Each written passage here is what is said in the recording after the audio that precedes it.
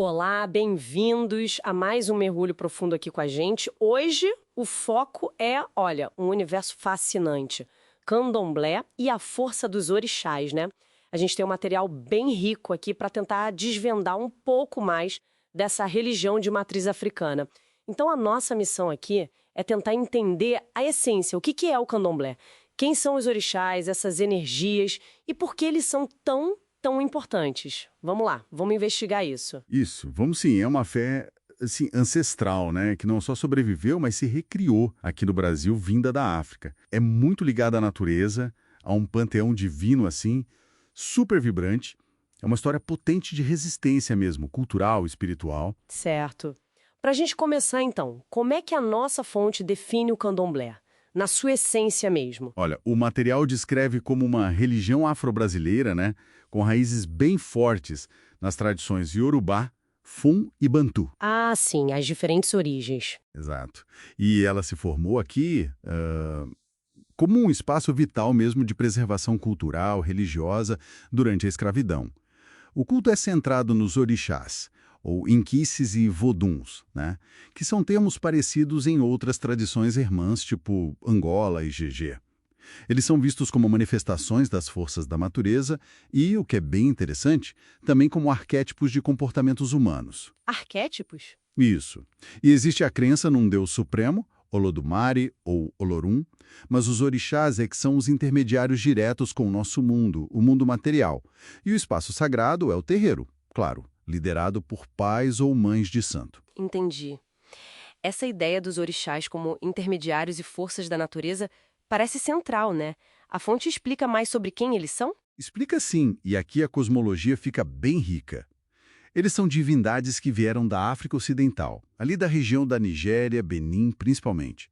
São considerados emanações diretas de Olodumare. E o fascinante é como eles personificam os elementos, né? Água, fogo, terra, o ar, as matas. Cada orixá tem uma personalidade bem marcante, um domínio sobre certos aspectos da vida, da natureza. Cores, comidas. Exato. Cores, comidas rituais, cantigas próprias, não são deuses distantes, sabe? Eles são a própria ponte entre o Orum, que é o mundo espiritual, e o Ayê, o nosso mundo aqui. A relação é de respeito, claro, mas também de muito aprendizado.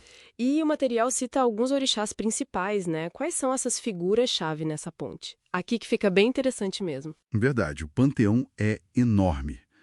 Mas a fonte foca em alguns que são essenciais na maioria das nações do candomblé.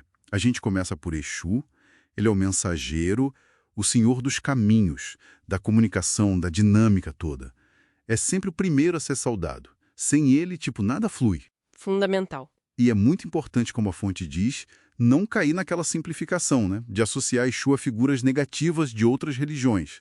Exu é princípio de movimento, de troca.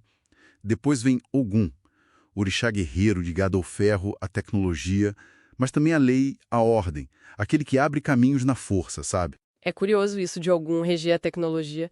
A fonte comenta como essa visão se adapta hoje, sei lá, com o mundo digital? Olha, a fonte não entra nesse detalhe específico da adaptação digital, mas a essência de Ogum como desbravador, né, o senhor do metal, que evolui para a tecnologia, isso permanece um arquétipo muito forte de progresso, de superar obstáculos. É algo bem presente. Faz sentido. Seguindo, tem Oxóssi, o caçador. O orixá das matas, da fartura, daquele conhecimento que vem da observação da natureza. É o provedor, a inteligência estratégica. Aí vem Xangô, o rei, né? Imponente, ligado à justiça, ao fogo, aos trovões. Ele representa o poder, mas um poder equilibrado pela razão, a balança da lei divina. Justiça e poder. Isso. E Yansan, ou Oiá, a força feminina guerreira. Senhora dos ventos, das tempestades, da paixão que transforma tudo. É puro movimento, intensidade. Temos Oxum, a rainha da água doce, dos rios, cachoeiras. Ela rege o amor, a beleza, a fertilidade, a prosperidade. A sensibilidade também. Ah, o Xum é muito conhecida, né? Muito. E Iemanjá, a grande mãe, rainha do mar, protetora da família, da maternidade, ligada às emoções mais profundas, ao acolhimento. E por fim, mas não menos importante, Oxalá, o Pai Maior. O orixá da paz, da criação, da pureza. Ele representa a origem de tudo, a calma, a sabedoria ancestral. Nossa, que diversidade incrível de energias, de domínios. E como é que os fiéis se relacionam com esses orixás no dia a dia? O que o material diz sobre isso? É uma relação bem íntima, sabe? Acredita-se que cada pessoa é regida principalmente por um orixá de cabeça. Isso geralmente é revelado pelo jogo de búzios. Ah, o jogo de búzios. Exato. E a iniciação, a feitura de santo, estabelece um laço assim, para a vida toda, muito profundo. Isso significa seguir preceitos e evitar as quizilas, que são proibições ligadas ao seu orixá regente. O culto acontece com rituais, oferendas, que são os ebós, cânticos, danças ao som dos atabaques lá nos terreiros. Tudo isso busca fortalecer o axé. O axé, a energia vital. Isso, a energia vital. E claro, tem os momentos de transe, de incorporação, quando o orixá se manifesta ali presente. Uma conexão muito, muito profunda, então. Bom, então o que a gente tira disso tudo? Saímos desse mergulho entendendo o candomblé não só como religião, mas como uma visão de mundo mesmo. Os orixás aparecem como forças vivas, né, da natureza, da ancestralidade, interagindo diretamente com a vida das pessoas. É uma busca constante por equilíbrio, por respeito, por axé. Exatamente. O sagrado está ali, no dia a dia, na natureza, nas relações. E para a gente fechar com uma reflexão, né?